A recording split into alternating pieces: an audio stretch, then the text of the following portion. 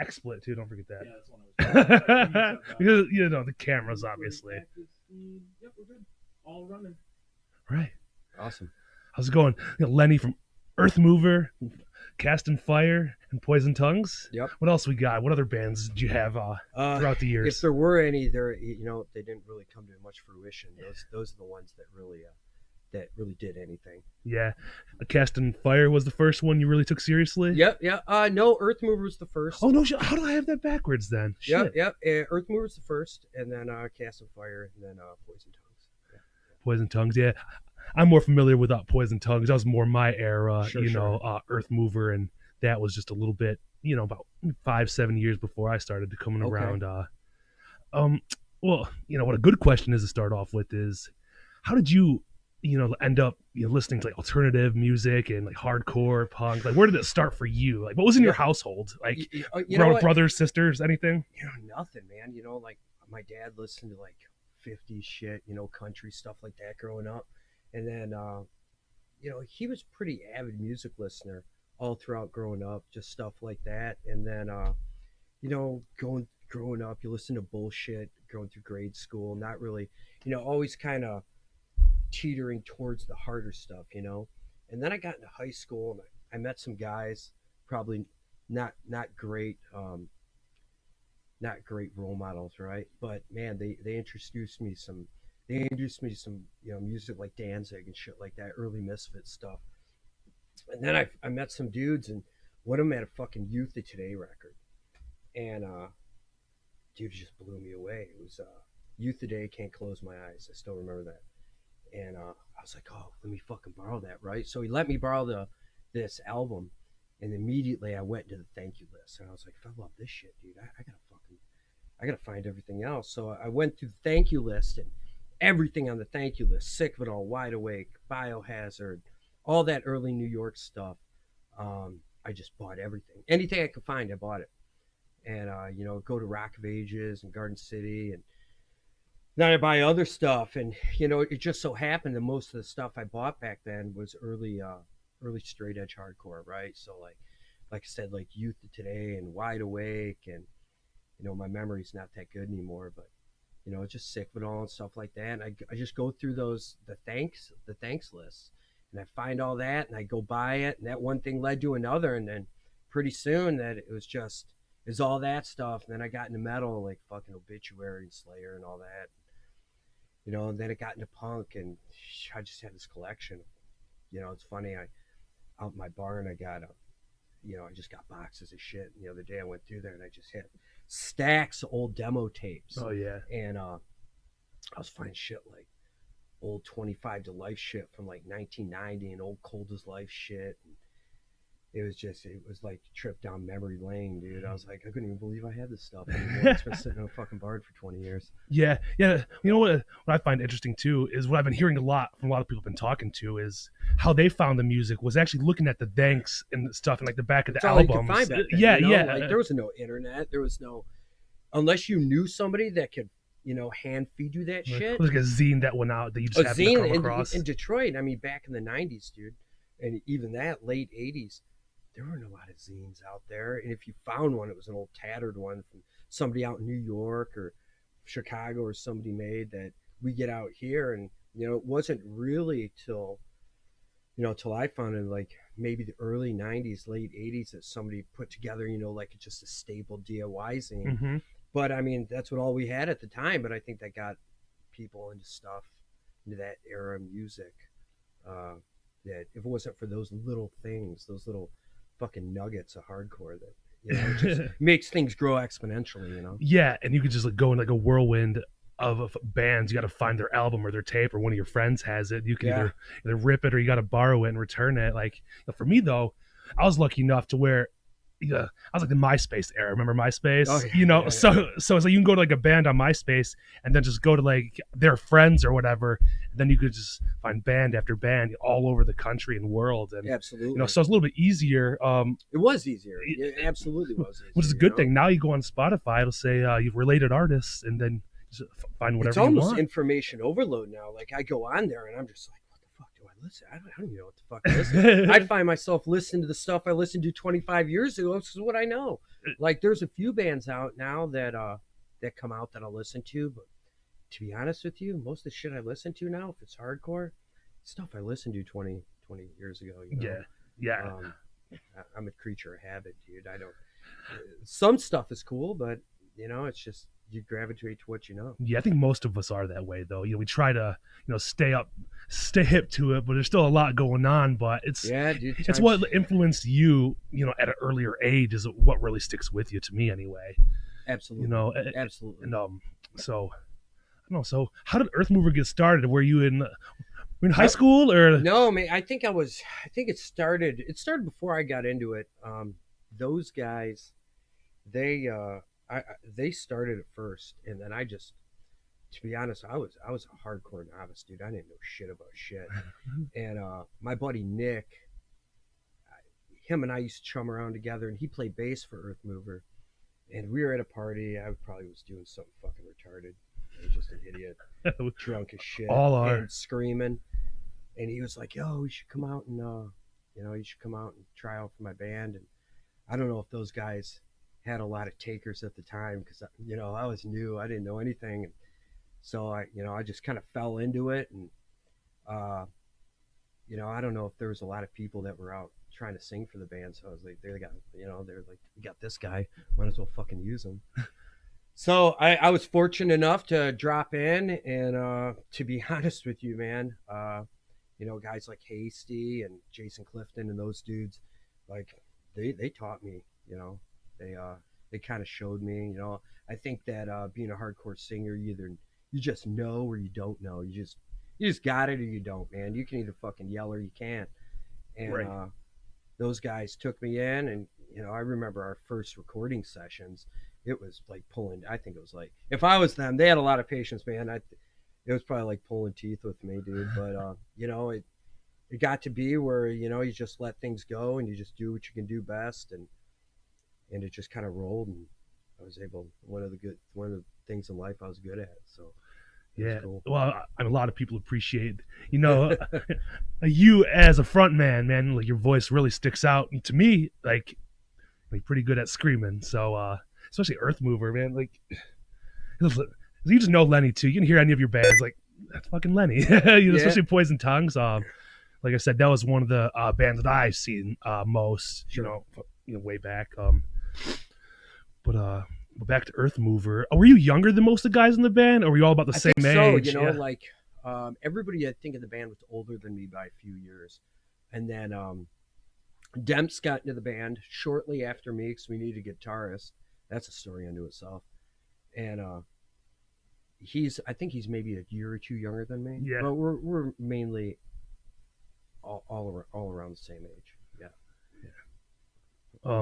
One of the when you type in Earthmover on the internet or whatever, there's a picture that you always see of you, man. I think you're in a pair of overalls and you have like crazy blonde hair, crazy long blonde hair, man. I never lived that picture down, man. Everyone talks about it. I think my wife brings that picture up every now and again just to bust me up a little bit about it. But yeah, I sometimes look at shit I wore back in the fucking 90s. I was like, oh my God, dude. What year was that? No wonder my dad was like, what a fucking idiot. Like, look at this kid, But, it's a sign of the times, right? Like, I'll probably be like that with my daughter, when she gets me. But, yeah, it was the 90s, man.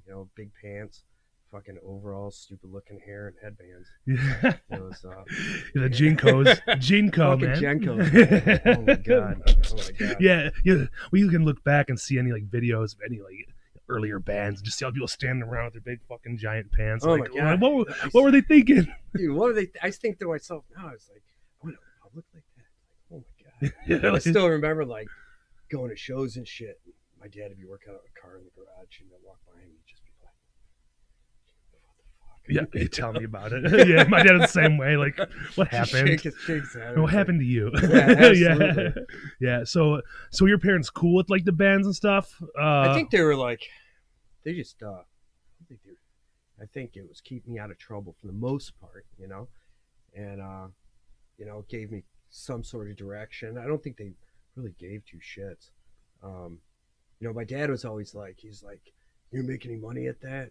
And I was like, no, it's not about that, this and that. And It's not the passion, Dad. yeah, and he was just like, You'll never just understand. shut the fuck up. You'll never get understand. out of here, dude. Like, and it's the same thing, and I put myself in his shoes. And I'm like, somebody said that to me. But I have a little more knowledge on it.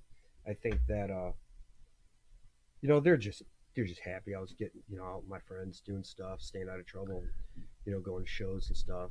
Yeah, and it's kind of a different era too. Like Completely different. It's like parents were kind of naive. They were very naive. They had no fucking clue what we were doing. Just chaos. Till 2:00 in the morning, going to shows. They thought going to see a band, we were all standing around, and I look at mosh pits now and like kids going off, and I'm like, fuck, dude, I'm gonna stay back here. Like, I still like it. I love it. I love watching. It's great angst. But back in the day, people were fucking relentless, like taking each other's heads off. But I mean, that's the draw, right? Like, you used to go to shows, and I remember the first show I ever went to see was fucking Slapshot and Pitbull at St. Andrews Hall. Had to be like 89, 90, somewhere like that. And dude, I walked into the show, and I was fucking intimidated. Like, you walked in, and it was the dark side, like, it was great. There's a sense of camaraderie and community that you can instantaneously see, but you could definitely see that there was something different there. It wasn't like going to see a show, at one of the main venues in Detroit. You know, it was raw, and it was untouched, and it wasn't watered down. And I think that's what drew me to it. Like, it was fucking hardcore,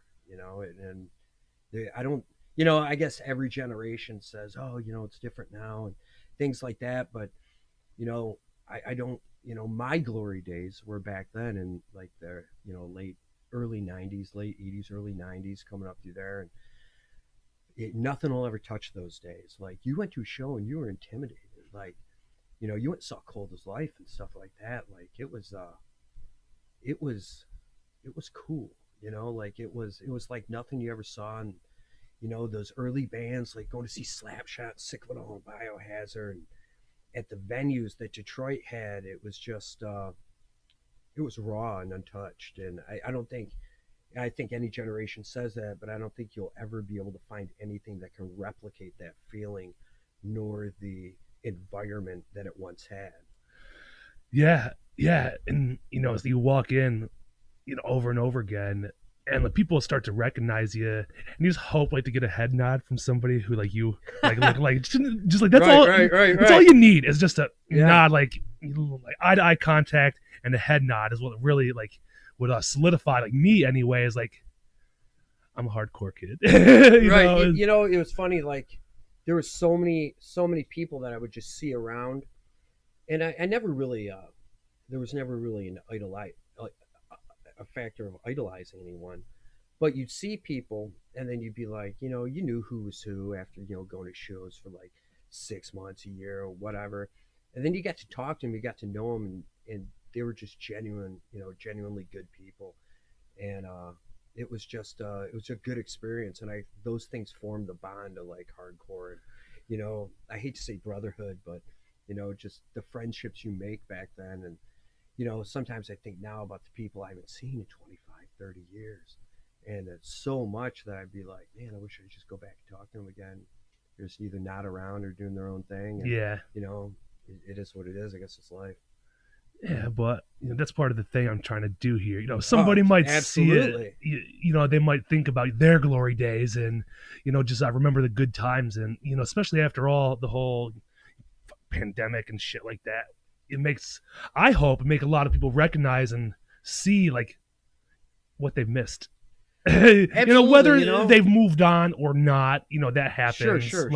I took a few years here and there where I pick and chose what shows I was going to go to if I win at all. Yeah. But and so now that we can't go to shows, for me, makes me think like I have to go to all the shows now. It doesn't matter who it is. And it'll be good. I think that I even told myself, I'm a dad now and I got careers and shit going on, but I even told myself, if things happen again, I like to make a little bit more of an effort than I did before, and the past few years. And everybody gets busy and stuff, but give in a 10% effort, see if I can get out there and touch base with some people that I missed. Yeah, it's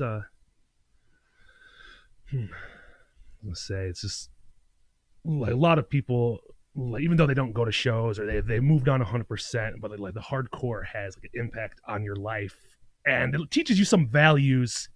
I think it does, absolutely. I think that, you touched on values. I think that a lot of people that maybe never had, um, figures that taught them about, integrity and honor and respect and things of that nature, you could find that in hardcore. Like, even though they may be thwarted one way or another, I think that respect word gets thrown around way too much. You gotta, you don't give respect to somebody. You gotta earn it first. It's something that you can't ask people for, and you, you can't beat it out of somebody. You have to be a good dude to get it. And most of the people that I respect in the hardcore scene, they were genuine human beings. And you could know that when you met some of these people. And Detroit had some of the most, maybe in my opinion, the hardest scene in the world. That I fucking love Detroit, and I think Detroit gets the lightest rap. You got New York that's got, in my opinion, just an amazing scene that's flourished throughout the years. But Detroit's had this linear progression of a scene, but it's just had the most amazing people, the best characters, the wildest stories. Characters for sure. Yeah. So move on. Like with Earthmover, I know Sure. Pretty. Like, you guys did any tours, or like was it? Yeah. Just on legs and stuff. Like, I think went overseas and yeah, we did. with the band. In the beginning, Andy Demps, we got him in the band, and it's funny. I think touch on that real quick. Like, Andy got in the band. Me and Andy knew each other from shows. I don't know if you knew about this place. It was called the Grounds Coffee House. You never heard about that? Never heard of it. Detroit legend, man. Like, if any of the early straight edge hardcore bands that ever played Detroit outside of Blondie's, they played at the Grounds Coffee House. It was on the U of D campus, and it came. And if you can find him, man, Eric Z, that was the dude who ran it. He was the fucking OG of that place. He brought in early bands like fucking Integrity and all these Cleveland fucking powerhouses and bands from out in like Louisville area and just all over the United States would never make it here, like Shelter and those guys. And I started going there, and I met Andy Demps, and Andy was he became the one of the guitarists for Earthmover. And when Earthmover started, Andy and I would chum around, we'd go to shows, and it was funny. We used to write each other fucking letters and write down all the records we had at our fucking houses, and then send each other our lists and be like, yo, what do you want? Send it to me. What do I want? And we'd fucking make shitty tapes for each other and send it. And Andy ended up going to U of M, and we were practicing with the Earthmover, and I was with Mike Hasty, the other guitarist for Earthmover, and we were like, I said, what do you want to do? And he said, let's go. We went to a record store in Ann Arbor, and in the back of my head, I wanted to see if Andy was good. I was like, man, I hope Andy's gonna. What if we're gonna run into Andy? He lives there.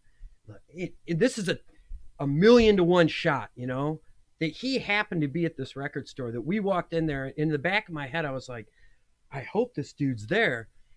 And we walk in, and Andy, I think he was on the street or something. And I was like, hey, you want to come try out guitar for the band? And Hasty was like, yeah, cool. So he jumped in the car, he jumped in his car, came back to the house, and it was fucking game on. And to lead into the question you just asked, or what we were just talking about, at that, Andy coming to the band, Andy was a thinker, man. He really took Detroit hardcore and things to another level with the connections he made, and just being real cerebral about doing things within the scene. He did zines and set up all our tours, and I guess that's where we were going with this. He would set tours with us, man. At the time, I was a knucklehead. I just want to play hardcore and play with bands, and he was finding these bands like fucking Blood for Blood and all these other bands that at the time were going to be up and coming powerhouse. Hatebreed, like you set us up tour with Hatebreed back in the day, and like if we do these 3-day weekends with these bands, and then we just thought we had their demo tapes. We were like, oh fuck, Hatebreed, dude, demo tapes. We know nothing about these guys. Like all we knew is they're hard as shit. From Connecticut, fucking Connecticut hardcore, yeah, right? Man. Andy would make these connections just through snail mail or the beginnings of the internet, and we just go out and do tours and shit. We did 25 to Life, and I think Andy went out with one of the early Cold as Life tours when Jeff started singing for him, and I think when he went out and did that with Cold as Life, he came back and he just had this fucking cornucopia of contacts that he brought back, and it was just game on. We would just go out, and after that, we went to Europe, and we were one of the earlier Detroit bands to go to Europe. I think shortly after that, Cold as Life went, and that was just it was pretty cool, man. He did a lot of good stuff. Yeah, I always find it interesting.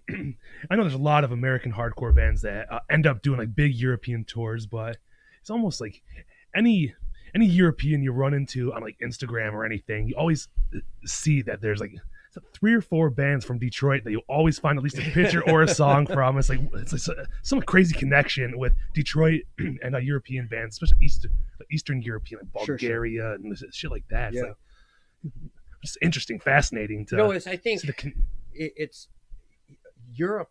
The scene there is so, and I have friends in Europe now that I met from back in those days that I still keep in contact with, rather all the time, man.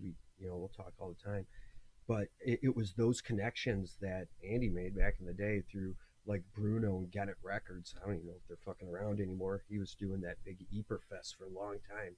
I think it was huge. Yeah, it became huge.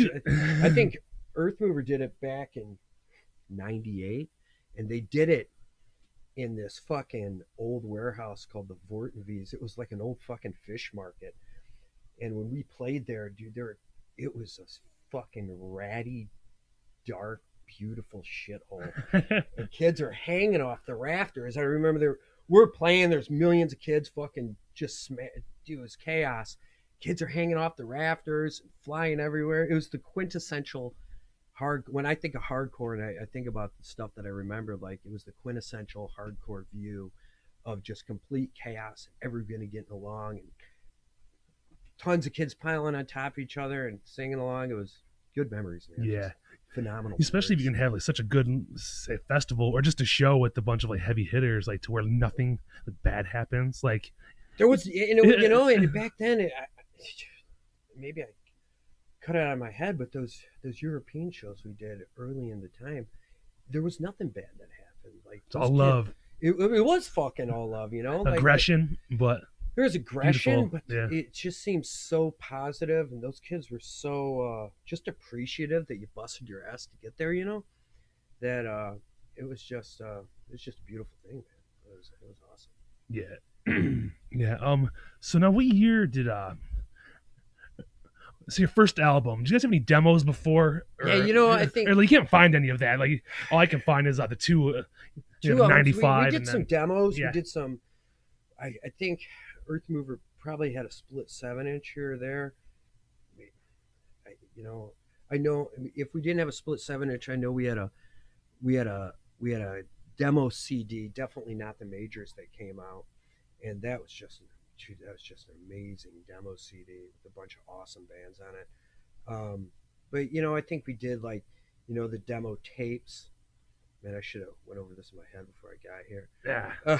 Yeah, I know, man. I'm bringing a lot of stuff. Oh no, people I've talked to, they're like this doesn't even cross my mind. I'm like, cross my mind every day. What are you talking about? I don't even think about it. But, yeah. I think more demo tapes and stuff, getting that out there, and then we did a 7-inch. Now that I remember it, we did a 7-inch with Clifton's dumbass on the center console of the 7-inch. That guy.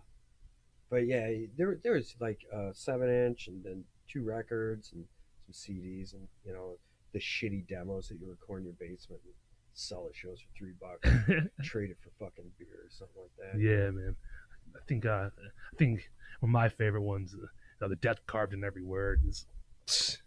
That that was again that was all Demps, man. The 10-inch, like he came up with that concept for that 10-inch.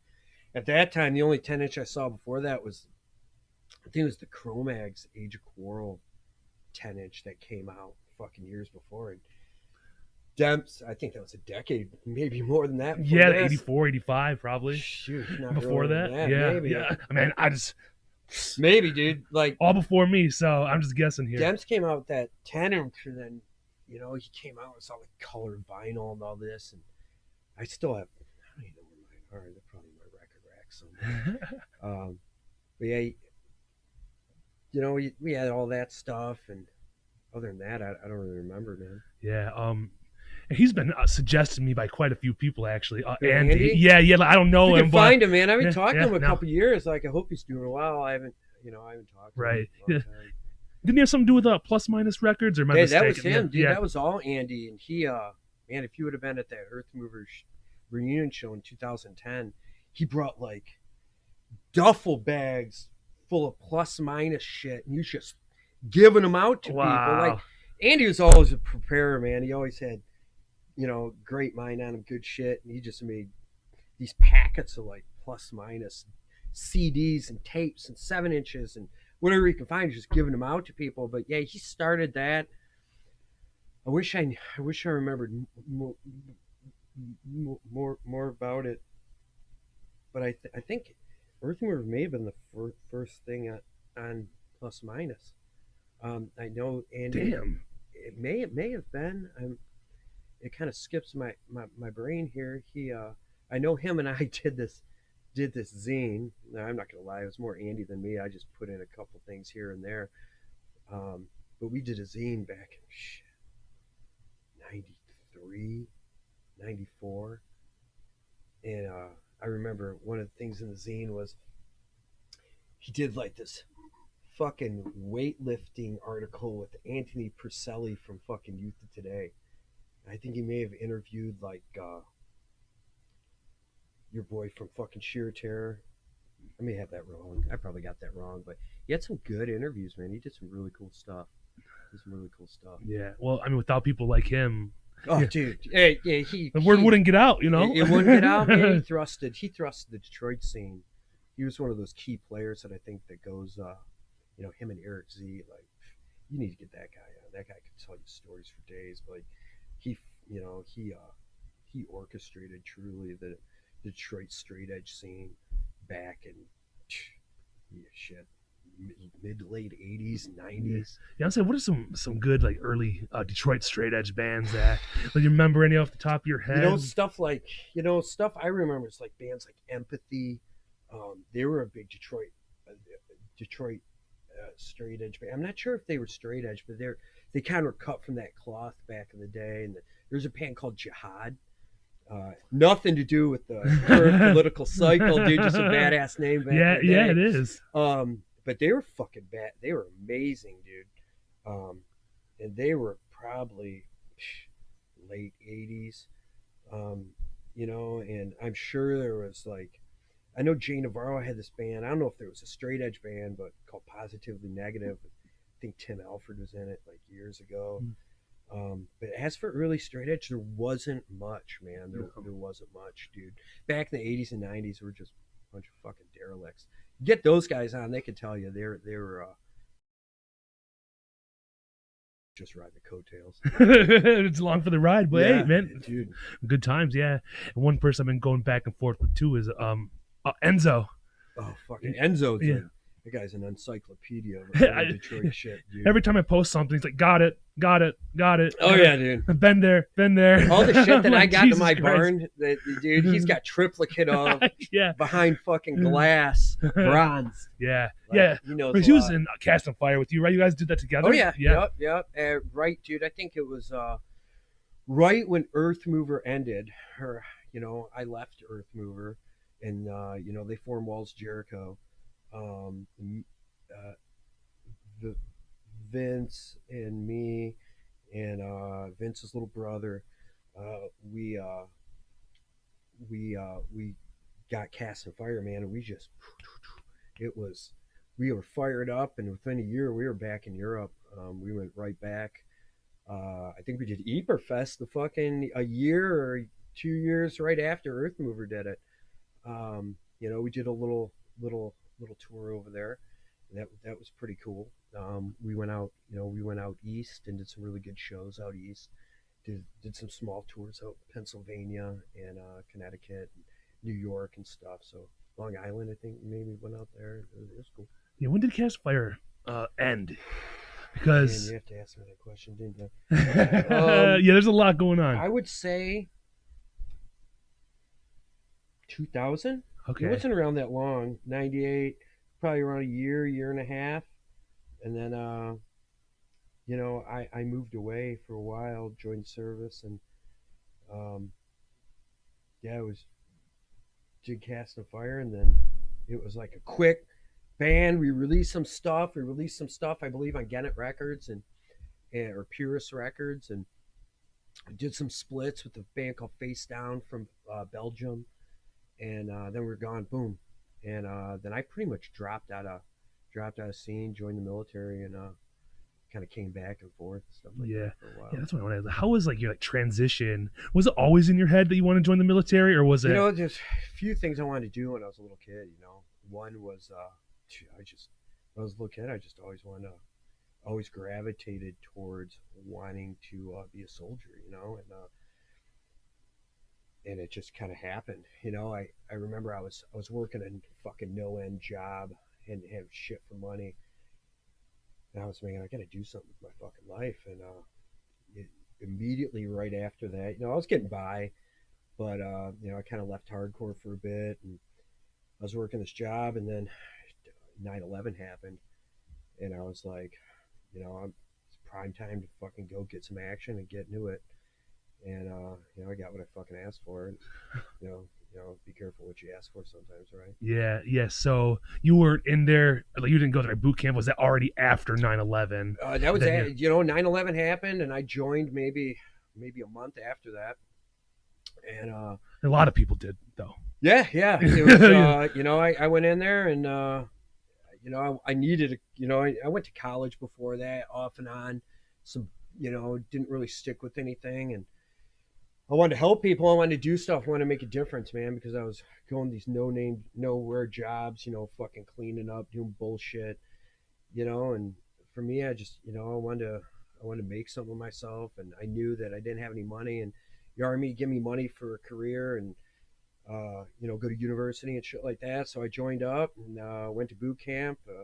They sent me through combat medic school, and, it just, it changed my life, dude. If it wasn't for getting my ass kicked in the Army for 19 years, dude, I don't even know where I'd be, dude. It definitely kicked my ass to do something with my life and set myself straight. Yeah, it'll put you on a different path. And yeah, it definitely put me on a path. Went overseas, multitude of times, and got to see real hardship, and you think you grew up hard, all that bullshit, and people think they're hard, and then you go and see what life and death is really about. It casts a different light on everything. I couldn't imagine. I had family members who had joined the military and active duty in Iraq, and just hearing the things from them. My cousin, he was in the Marines, and what his job was is he'd have people like walk in front of him, like looking for like IEDs in the ground and stuff. He stood like on top of like a Hummer with like a gun. I don't know what kind of gun it's called or whatever, but I don't know. They must have missed one, and their vehicle had ran over like a IED. It fucking blew him sideways. Like like he was one of the only people who were able to like get out and not hurt too bad, like a broken leg, but at least like he got to come home for a little bit after that, but then right back to it. Yeah, which give him props. Those people like put that, their life on the line, man. It's people like that. It takes a lot of guts to do shit like that. And you don't see it. There's generations of people now that, I mean, shit, we've been at war with these countries now, in my opinion, far fucking too long. But so many of these people that just do the everyday stuff that just get left behind, that do these amazing things that you never hear about. Yeah. And it's just, I don't know, just wild stuff, dude. was totally left behind, though, like you said. All these heroes that they just work regular jobs, and they don't, whether they want the high five for it or not, but things that They had are, to go and through. then I think it's, it's you can look at it, you can open up a Pandora's box, how you want to adjust the situation, but you know, nowadays it's, we don't fight for freedom anymore. We fight for other people's freedom. We fight to, you know, expand. I mean, it's like, I don't know. This is probably a good time to edit this part out. Let me gather my thoughts. Fine. Do you want to go into like I don't know how you want to. I can talk more about this, but yeah, I kind of got a brain fart on it. That's okay. There. Right. Some people may or may. Like, I don't mind, but you got to direct me a little bit. Yeah. Like, if you want to ask me shit about my time overseas, but I just want to touch anything, you can fucking that... anything you want, dude.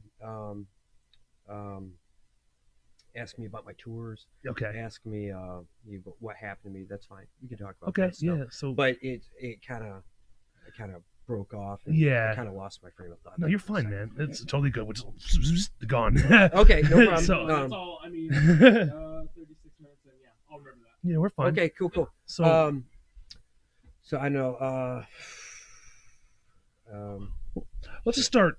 Sure, let's start over. So after boot camp and everything, Okay, how soon was like your first tour? Like, did you know right away you were going? Or? No, I went after boot camp. I went back to I went to my advanced individual trainings, which was combat medic school, and then I got sent to a scout cavalry unit, and I got put on a scout recon team right away, and we went to it was about 3 months post invasion. Our job was I was a medic on a scout recon team. Our job was to secure routes between cities, look for IEDs, bad guys, set up hide sites, and engage bad guys. We did this that was my first tour. It was a fucking eye opener, and it's everybody thinks it's all rock and roll, but it's to be honest with you, it's fucking weeks of boredom, separated by minutes of ultra violence, and that's how it's pretty much characterized. And it's just wild, I was just fucking dude. I didn't know shit about shit. How old were you? Like, I was, remember? I was fairly older. I think I was like 27 or 28. I was a fucking baby in the eyes of the army. There were guys that were like 21, 22 that already did. They've been around for a while that I was learning from. And I remember my first gunfight, dude. I had guys dragging me left and right. It wasn't until 2 or 3 times then that you really kind of figure out what to do. Pull your head out of your ass. Yeah, it's kind of hard to be calm, game, and actually think about. And then what you got to doing. deal with, I was a medic, so your guys get hammered, dude, and you're seeing the shit for the first time. And like what they prepare you for in training, it's nothing compared when you got somebody bleeding out in front of you and you got to plug holes. Just pass out and fucking throw up. That'd be me. I'm leaving. Fuck this shit. Like you learn from we were really fortunate that we got that we had a ranger team on our site with us, and those medics really spooled us up.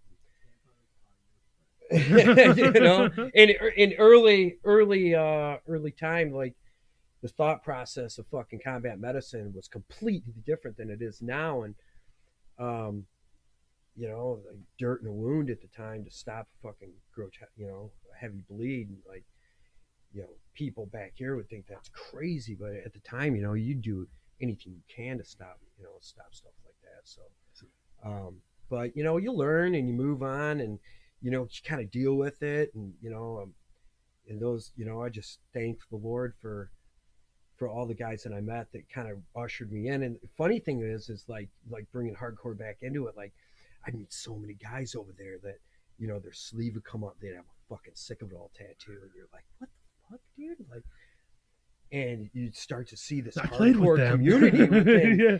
you know, this hardcore community within the military, like, you know, see dudes with madball tattoos and, you know, sick of it all tattoos, and, you know, obviously, you know, New York hardcore shit is really widespread, and, you know, just gross metalheads throughout, and you're like, you know, this shit's, you know, I knew it was worldwide before, but, you know, I always thought there was a separation between, you know, people that kind of went a different path, you know, because hardcore kids kind of stay hardcore, you know. Yeah. You see a few people that, you know, kind of branch off, get into professional lifestyles and stuff like that, or go into the military. But it wasn't until then that I started seeing a lot of like axe metal heads and fucking hardcore dudes that would you know, infiltrate the military, and you know, just gravitate there. And from there, you know, I came back and spent another few years in the military, and then after that, I went to be I got out. You know, I became a paramedic and did some stuff in the civilian world for a while. I was living in New York for a long time. Was a medic out there and went to university, and I was like, man, I want to get back after it. So I came back in. I became a critical care flight paramedic and got into the combat flight portion of it, and you know, went into Medivac and dust off, and that was fucking rock and roll, dude. It was adrenaline. Went back to Afghanistan, did that for a year or two, and was a flight paramedic for them, and up in northern Afghanistan. Came back, and then came back, and then went back to Iraq again as a flight paramedic, and that was my last tour.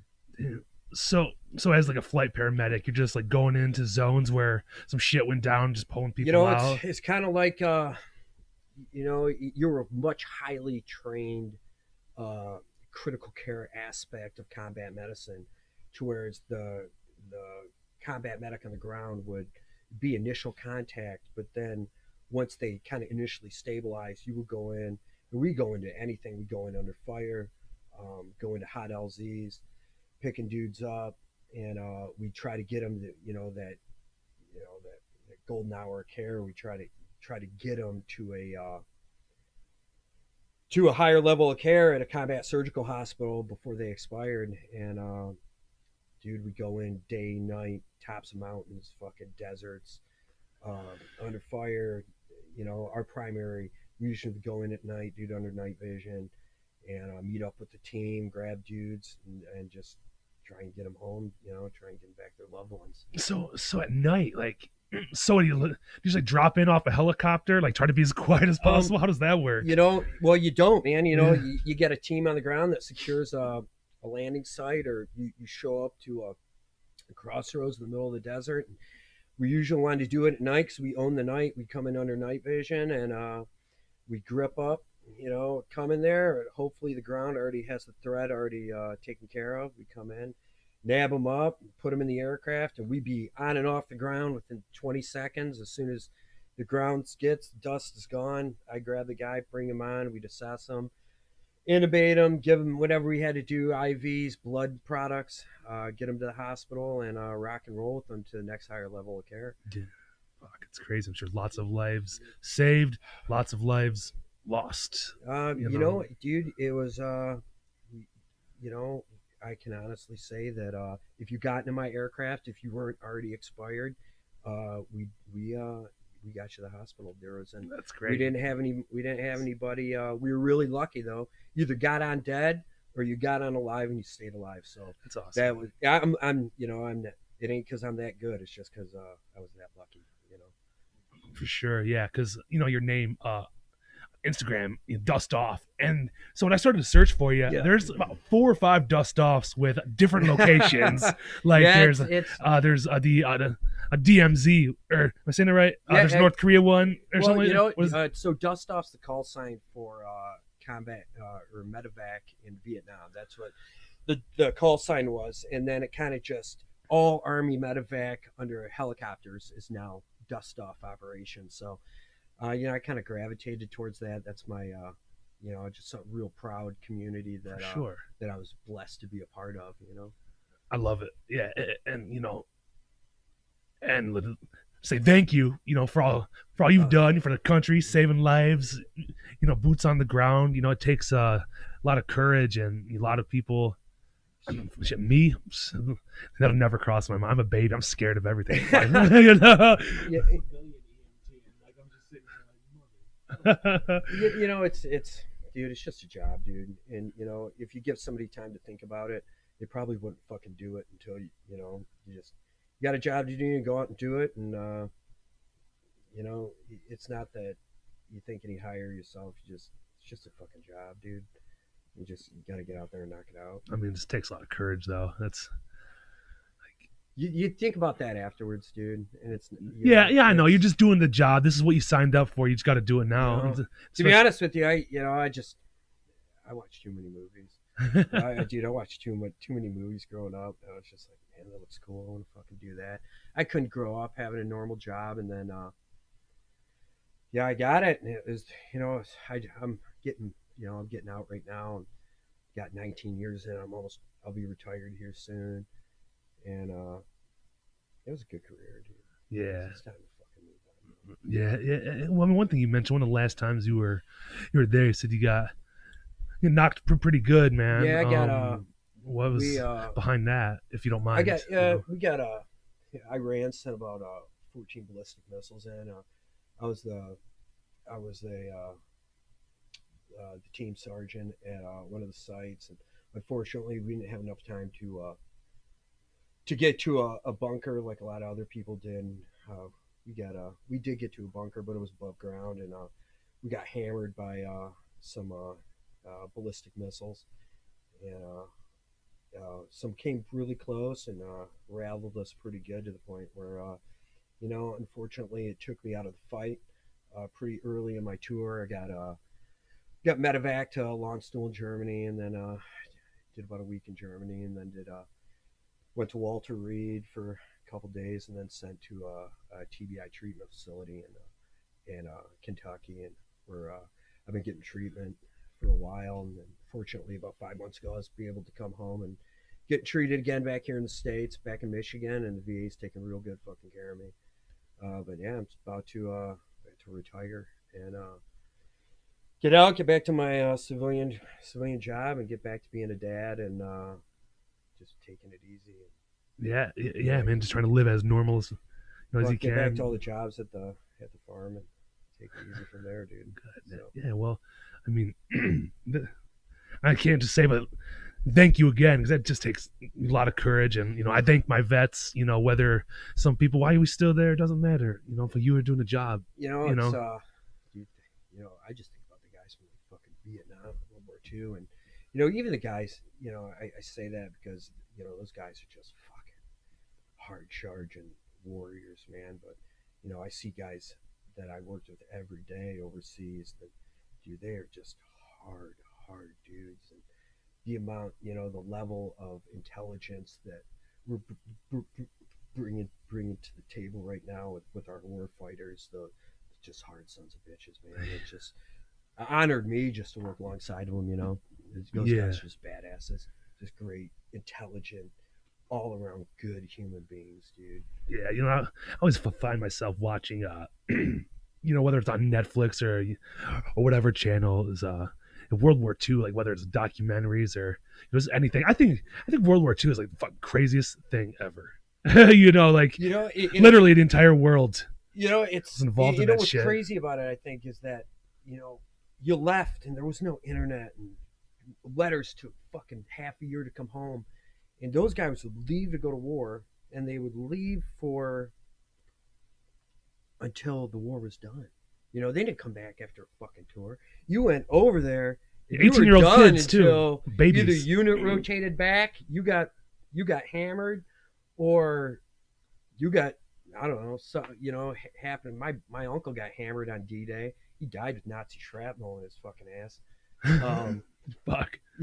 But so I saw a study they did a while ago, and they said the average infantry soldier in World War II, they would see like, I don't remember what it was. It was like 70 days of hard combat.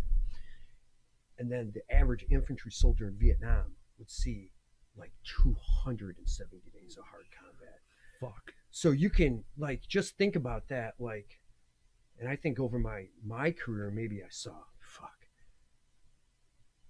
spanning 3 combat tours, like maybe 70 or 80 days of legit combat, dude, of maybe getting mortared or a gunfight or something like that. But and probably less than that, dude.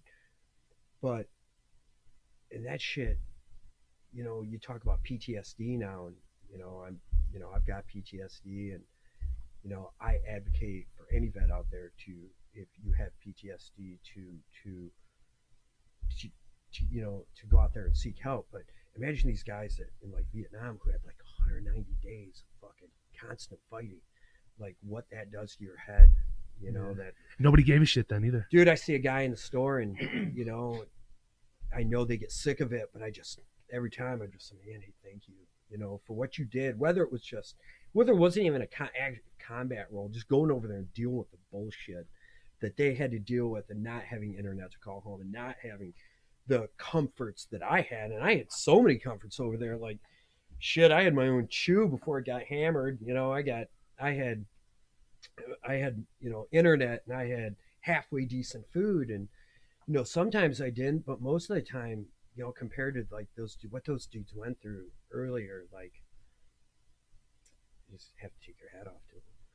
Hard sons of bitches. Yeah. Every time I see one of those, black and yellow, a veteran hats, the famous, everybody's got one, whether what war it was doesn't matter. But when you see one, you just want to go up and like shake their hand. They're like, you don't know, like, yeah, these old dudes who are, walking with a cane now, those dudes are stacking bodies 50 years ago. Hard motherfuckers, man. Dude, those guys were like, what I thought was hard, those dudes will laughed at me, like, it's just well, like different times and fighting for different reasons, and I could imagine Vietnam, because it wasn't on our terms, fighting in the forest and the jungles and shit. It was a totally different type of warfare. It wasn't traditional, compared to World War II or Korean War. It's you gotta. Everybody fought there. It's just hard and tough and hot and fucking shitty, and your feet rotting, and dude, just like I can't even. I've got friends who are in Vietnam that I still talk to, quite, every now and then. Like, I'll talk to them. The stories these guys tell me, I'm just like, you can make a movie out of this shit. Like, the stories and the things that these guys did, just unbelievable. Yeah. Is there any people that say that you had, like, you ran into, whether they were higher ranks above you, that were in like, any like of the earlier wars, not like the Desert Storm, but anything before that, like any old dudes still fucking shit up, By the time that I got into it, most of the guys, there were maybe some. I think there was a couple old timers that were getting out that were in Vietnam when I still got in. That's but crazy. These dudes were like old cats. They're like lieutenant colonels and shit, like old grizzled soldiers. But by the time I got in, most of the dudes, they were like, early Desert Storm guys, or stuff like that. It was, since I got so early into the war, that by the time I was on my last tour, I was the old guy. And that's kind of weird to say, right? Yeah. But it was funny, bringing hardcore back into it. We'd be overseas on my last tour. I'd be around Bagram Air Base in Afghanistan. And this a couple tours ago, and you'd see hardcore stickers like posted up on the base. Like, I remember there was what was that one band from Boston? There was one band from Boston. One of the dudes in it, I think he was a ranger, and he was plastering his stickers up all over the place. And I was like, wow, what? All these Boston hardcore stickers and shit everywhere. I was just, Matt from Tyrant, he was a ranger. He was over, that dude. Should get that guy on. He's probably it's on the list. I don't know how to get a hold of him. I don't know how many tours that guy did. That dude's a very, very, very, very, very, very good, humble. I'm sure, if you'd be down, you could probably get some amazing. A lot of the lyrics that has come from him alone. Just like trying to put a picture to whatever he was writing. Like screaming about. It's just like, fucking scary, especially the first song off that one out of the Welcome to Hell. I forgot what the song's called, but it's just like really paint a picture of the shit that was happening, whether one of the hardest Baghdad albums ever to come out of Detroit hardcore. yeah, Either of the Tyrant albums. I think my favorite album to work out to is interchangeably either of those albums. Like just amazing. Another band from Detroit that I think just didn't get enough credit. Like no, Tyrant.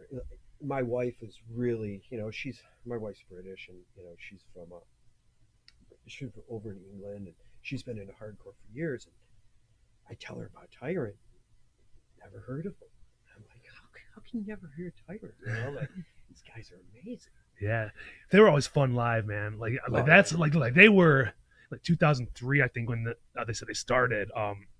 But like going to see them for the first time, I don't know who they played with, but that had a big like impression on me. Like I'm not straight edge, wasn't straight edge, but it was fucking scary. The way they would get the crowd hyped up, like Dave and Matt. They were they were a fucking duo that would just set shit off and really get the energy going. Brothers. I mean, I've known Dave and Matt. Dude, I remember going over to Dave and Matt's mom's house when Matt was just a little kid watching Texas Chainsaw Massacre. Probably 96, 95, like mid to late 90s. And, they just good memories. Were you just friends with were you friends with Dave just because of shows and stuff? Oh, yeah, Dave and I knew each other from early Earthmover shows, and Dave was a wild man back then, just moshing so fucking hard, taking kids' heads off. It was just the golden era of Detroit hardcore, man. Yeah, it's funny because there's actually a video. It's a Cold as Life video where they played at Rockabilly's somewhere. I think it's Madison Heights or something along the lines. Yeah. I remember that place. And it's weird. The thing about the video is to see Dave Hayes without the tattoos. He just looks like a young kid. He has an army shirt on. It's like a tank top. It's like a buzz cut. I was like, is that fucking Dave Hayes? I was watching him like mosh, and I was like, so now he has all the tattoos and it's like a different person. But it's good to be able to go just on the internet and see some of the old shows. We look like babies. Like, I'll come across pictures of us sometimes, and I'm like, dude, I was just a baby. We were so skinny and small. And, back then you think, you see the world through a different lens. Yeah, I mean, you see pictures of us now, and it's good to see. Well, it's good that it can be documented and preserved, is what I'm saying. Absolutely. If it wasn't for those kids taking pictures back then, we wouldn't have anything. I'll have everything and everyone. Dude, he's probably got rolls of film. If I remember his name, I'll have to get you to him. I forgot. Yeah, no, it's good. But there's one. I think there's a video. I think there's a couple videos that I can see. I think it's an Earthmover set at Pharaoh's. Did you do one with a Universal Stomp? Was there a show that was recorded? Yeah. We did many shows with Universal Stomp. I think they may have played one of our final shows. Ed's a maniac. I love that guy. Yeah, he's on the list, man. There's so many people. It's just time. Yeah, what a front man. Like that guy could spool up a crowd, get people going. His voice was amazing. His content was great. Universal Stomp, Jesus, early Detroit metal thrash hardcore band that just set the standard. Yeah, they had one of those reunion show for less than 10 years ago. I think they played the Token Lounge. You know what? The Token, I believe. Ed broke his foot. I'm not sure if Poison Tongues played one of their last shows. I think we did. I believe so. My memory's so horrible now, but I think one of the last shows we played was with Universal. Breaking his foot. Jesus. Yeah. Is a Poison Tongues just done, or no? I know guys are doing it. They did it. Like they did a show last time I seen them. 2019 they played at the Crow Manor. I don't think. I was, I Yeah. think I left the band then. Yeah. It was just before all the shit happened. Like, there's a lot of Yep. shows that were really starting to happen. Like, even like building up to, last year, March when all the shit got shut down. It was like, so whether it's just me like getting back into all like the newer stuff, Sure. but it seemed like it was like the shows were starting to come back, and a lot of bands were like coming around. Even New York hardcore, like those bands were coming around. Yeah, I remember like Madball was starting to come to that place over in Mexican Town. Yeah, the L Club. Yeah, L Club. Yeah, L Club. Like I saw, like Madball was coming, and then like a lot of bands were starting to come to the area.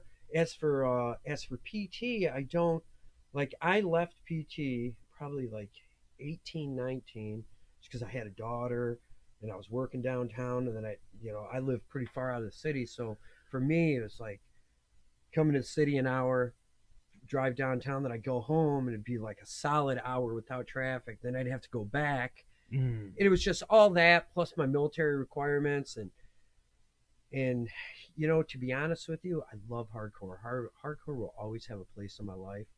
But we were playing shows, and for me, like there was just maybe it was my age, or we would play shows, and for me there was just I knew when there was a time to leave and get out when the getting was good. yeah. And I wanted to leave when there was a good thing. And Poison Tongues, man, I gotta say, those guys are still doing it. I heard some of the new stuff they're doing, and it is so good. Like, I want to hate, but I can't hate because it's so fucking good. Like, it was amazing. I heard it, and I'm so proud of those guys. Like, not that everything like it's so they're doing really good stuff, and it's so good to hear.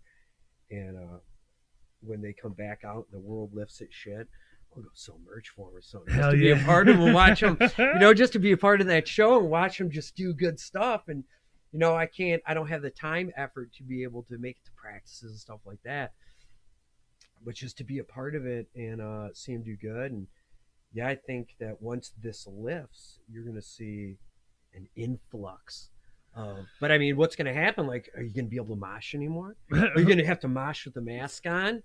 Like, who knows? Maybe in the beginning. Who knows? It's hard. What I was thinking about it is hardcore going to go back underground, like to the point where are they going to do shows again? And that aren't that aren't in the public spotlight. Mm-hmm. Is it going to go back to where shit's not going to be online and shows are going to be so underground that you're going to have to know somebody to get to a show? Invite, yeah. And are people going to be responsible enough to get a vaccine or because it's whether you want to see it in whether we want to call it a political thing or people are getting sick and people are fucking dying. Yeah. And we got to stop it somehow. And yeah, how's this gonna plan out? I don't know. It's a really interesting time in the world. It's a horrible time. Weird time. How something like this is going to affect hardcore in our community, in your community, and where's it going to go to keep the spirit alive? Like, it's going to be very interesting over the next year and a half. Yeah, without the shows happening, to see how this goes, right? Yeah, it's going to be interesting. And that's part of the inspirations of starting this was just because we can't have shows and somehow, like you said, like keep it alive, keep the spirit alive, and just something for somebody to listen to and or even talk about. And I think stuff like this is really important because I think there's a disconnect between new kid, like let's say a brand new kid gets into hardcore, gets into Detroit hardcore. Well, what are they really going to get into? They're going to get into hardcore from somebody knows something about Terror or these big hardcore bands that are coming out now. And maybe some of the more popular Detroit hardcore bands. But what about those Detroit hardcore bands that are 20 years past, like Negative Approach or Cold as Life's, always going to be pretty popular. But even the smaller bands like, Empathy or even some like Dempsey's other bands, mm-hmm. like some of the bands he did, or some of the bands like Scruffy Tearaways or Dogs of War, or the Alliance, or all these plethora of other bands that help shape Detroit hardcore and put it into a momentum to drive forward, that they're not going to really know if they only listen to bands like Terror and all the New York bands. And I just keep on going back to Terror because they're a great band and I love Scott. One of the biggest, but they're one of the biggest, yeah. and you're the most accessible. And if you go to like Pandora or Spotify and you do a search, like that band can spawn you off on this down this rabbit hole of all these other bands, but rarely will it ever bring you back to Detroit. And I want to see kids get back into Detroit and have the Detroit love and start. I mean, what was that band that came out a while ago that was just phenomenal? I'm so sorry. I'm being so disrespectful right now. No, with my bad memory. You had them on your site. On your Annie Up, Annie Up, like those guys are crushing. Never Ending Game, Never Ending Game, Annie Up. Those guys who are really... Hushed, Enemy of God. And you know what? I heard so many good things about Enemy of God, dude. Those fucking guys hard, crushing it. Chug, man. Gotta love it. Like, I mean, getting back to Annie Up, like those guys, they're really putting the Detroit name out there. Shout out to Critter, man. He does so much, with the Motor City Fest and all that really stuff. He really does. And there's so many Detroit bands. It's weird. Like in the whole hardcore scene of the United States, Detroit's got this little pocket, but this little pocket made so many ripples through the hardcore scene worldwide that everybody kind of just, you hear the heavy hitters like really Cold as Life, but even Earthmover made a little ripple. But I mean, bands like Walls of Jericho. Dude, oh yeah, fucking gigantic. Shit, gigantic. Like, they got the Detroit name out like they were a fucking tidal wave that got. But there's so much talent in this city, and there's so many people that do so many amazing things, that I just hope that Detroit someday gets the recognition that all these other cities get, Yeah.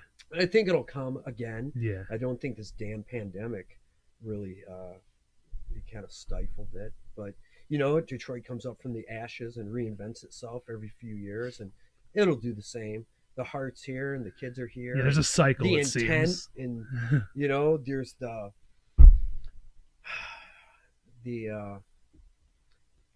backbone here that a lot of other places don't have, and I think it's going to flourish again. I believe so too, and that's with Jeff being back. Holy shit, that guy's a powerhouse in himself. he'll definitely. I don't know what's in store for Cold as Life, but we mentioned some things last night. It'll be on Monday. I don't know when this one's gonna come out, but I'll just say it. Like him and Roy have been jamming and shit. They also had Beast with them. They've been over Roy's, just knocking the dust off. They didn't say who's who or what's what or what band is this, or that's what I'm hoping for. It was just like it's like an unfinished sentence, pretty much. Like, we've been hanging out, we've been rocking, dusting it up. I'd love to see where it comes from. Jesus, that Hate Inc. record. That's a scary shit. Powerhouse. Yeah, dude. Like that thing. Yeah, came Beast. Out, every time sense tidal wave, thing's amazing. Because I told this last night, like I think the only time I've ever been punched by the singer of a band while they're performing is during Hate Inc. Just getting too close to them, having a good time. It's like, back the fuck up, It's just a great, no nonsense hardcore band. One of those albums that every song on it's a fucking banger.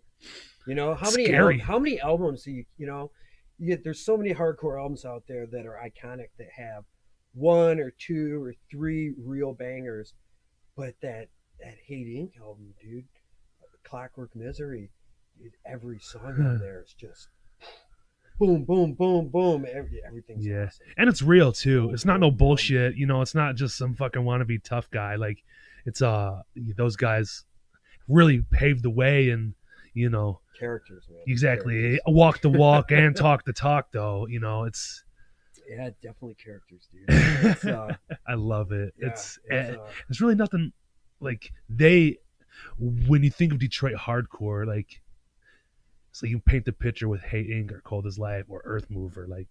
This is what Detroit hardcore is. It's all intertwined. That's what I'm trying to say. I think it is all intertwined, and I think, when you talk about your hardcore, Detroit hardcore, you have these, these bands that are like more legacy bands, but to really get after it, you got to dig and you got to you look back, and obviously everybody knows that the negative fucking approach, but like bands like Pitbull.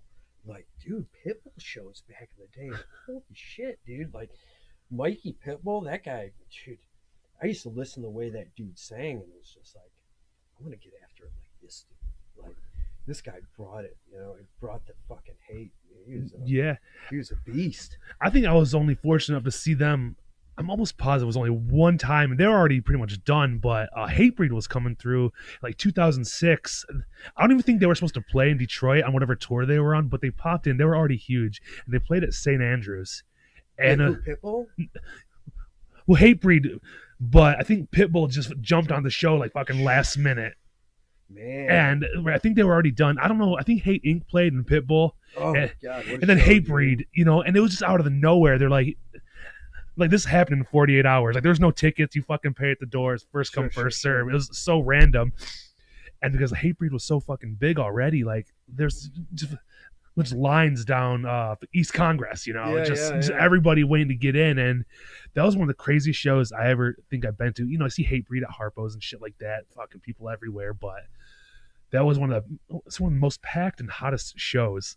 I can it was in like August in St. Andrews. You probably played those hot St. Andrews shows. Like, now we spit out Pitbull. I just, I think about the old Pitbull shows, and dude, they were brutal.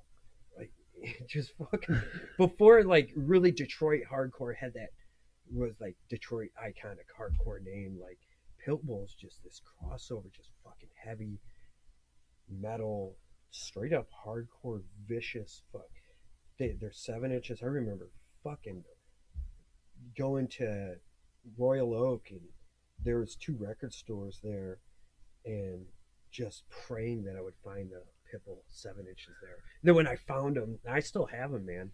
Just great album. Went off on a tangent there, but no, it's great. It's great. Well, just bring up, it's like you hit like different parts of your brain that you haven't thought about in a long time. You open up neural pathways. I didn't even know fucking existed anymore. Well, that's part of the thing. It's all things that I like to hear about, because that's all I find the 90s like one of the most interesting eras of. And I know the early 80s and stuff with a negative approach, even before that, like Iggy Pop and MC5 and shit like that. Like, that's just where it started. Whether it sounded completely different, but just the small influence, can really, that somebody else can turn it up a notch, then another notch, and it just gets harder and harder from there. And it's funny, like, all those, Detroit has such a legacy of all that stuff. Iggy and fucking Detroit Madman and all that. Like, yeah. And I find myself now, like, I listen to all that stuff. Like, even the old Bob Seger shit, dude. Anything Detroit is a special place in my heart. Anything Michigan has a special place in my heart. Like, I fucking love all that stuff. And even though I may not listen to hardcore every day like I used to now, damn right, I love fucking the Nuge. I love fucking Seeger. I love all that stuff. I love Ted Nugent, man. I've seen him a couple times with my dad. Oh, that's amazing. Well, first concert I ever went to, I was like 8 or 9 years old. Fucking Ted Nugent. My dad took me, and I was standing on a chair at what was then Pine Knob. just standing on the chair like the 5th row, like woo. With my dad, man. Did you pull the bow out? Oh hell yeah, yeah. Oh yeah, God. I don't know who he shot. So what year was that? Probably 95, 96. I think for sure must have been like Bill Clinton was like hanging up. I was like, as Oh the my thing God. was shot a flaming arrow into fucking Bill Clinton, like a amazing. crazy asshole. That's cool, dude. I seen him a couple years after that. And then he had Osama bin Laden hanging up on the dang flaming arrow chute. You crazy That's motherfucker. amazing. He gets it better. He does not care. He's for sure the Motor City Madman. Motor City Man, you know, and I'll never, when he comes back, you know, I'll always want to go see Nugent. I'll always want to go see Seagull. I'll always want to go see those guys. I don't know, maybe I'm just getting older. I just love all that shit, but man. it's just understanding and appreciating just the Detroit music scene. You know, it's just like even in like Motown and like how lucky are we?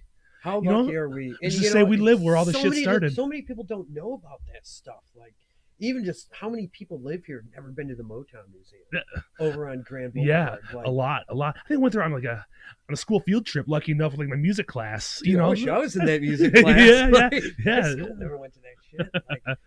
Like, it's just unbelievable How lucky we are, and how lucky we are. yeah, and then hopefully once this whole thing goes away or whatever the fuck happens, when we're safely be in the same room as each other, I think it'll just reinvigorate, and the new era will hopefully be stronger than ever. And Hopefully it's stronger than ever. Hopefully that people don't take each other for granted anymore. You know, the bullshit attitude it shows, and all the melodrama bullshit goes away. And, it wasn't that prevalent. I think some of that tough guy shit scares kids away, but in the same token, some of that stuff, it makes it what it is. Yeah. That Detroit hardcore, the rugged vibe of it, the rugged, that the fringe edge of music, that's what made Detroit Detroit. And you got to be a certain kind of person to want to be there and want to do it. And, but I think that people could, as long as we're accepting, bring kids in, and show the younger team that that the older guys can educate them to some of the bands and some of the way things were, that so the old stories don't die. that's why you're in front of a What microphone. you're doing man. right here, man. Just trying to keep it alive. And hopefully some people pick up on some of those. There was one guy who did a lot for Detroit. His name was Mike. He did this old record label called, I think it was Conquer the World Records. I hope I got that right. People are probably going to be scoffing at me when they hear me say it if I got the name wrong. But that guy did. They'll correct us, hopefully. He'll correct me, hopefully. But that dude, I think it was Conquer the World. He did a lot of for Detroit. One of those dudes that kind of flew under the radar, that brought bands and did music. And there's early bands from like Canada, one called Chokehold, that used to come to Detroit. I've heard of Chokehold. I've heard of them, but vicious old straight edge band, dude. But their lyrics are just raw. If you can even find their stuff. If you got a record player, dude, I'll throw you some of the 7-inches. I need to get a record player because you got to have it, man. 'Cause there's gems out there of so much early stuff. music of the Midwest area that it could shape your scope. Yeah, I mean, so many people have they collect records and stuff. I've never understood it till recently, and I'm almost regretting all the years of all these bands putting out their 7-inches and their splits and shit. I'm like, I totally fucked up, because listening to YouTube just isn't the same as putting a record on. It isn't. I don't know the experience, but that's what everybody says. Just doing the work of putting the needle on the record and fucking cranking it, And even the sound alone, people say, is nothing like a record player. Nothing like a record player, man. It's funny. I was trying to spark my memory of old Detroit bands, and I leafed through my 7-inch collection the other day, and one old Detroit band you got to check out is Ricochet. Have you ever heard them? Dude, Ricochet, they were that whole, when I was telling you about the whole Grounds Coffee House thing back in the day, those guys played there. Those guys did a lot for Detroit. And again, I think I believe Craig Holloway was in the band maybe for a quick minute, and I feel I'll so. write that down now so I don't forget, because I keep getting Ricochet. these suggestions, man, and there's a lot of things I don't know, and I'm just trying to And they get to the bottom of it, man. Resurfaced here about a year and a half, 2 years ago. Grounds Coffee House. I remember that one too. Yep, and that the Ricochet band serviced, and my buddy, who and dude, after my fucking head through, dude, I can't remember so much.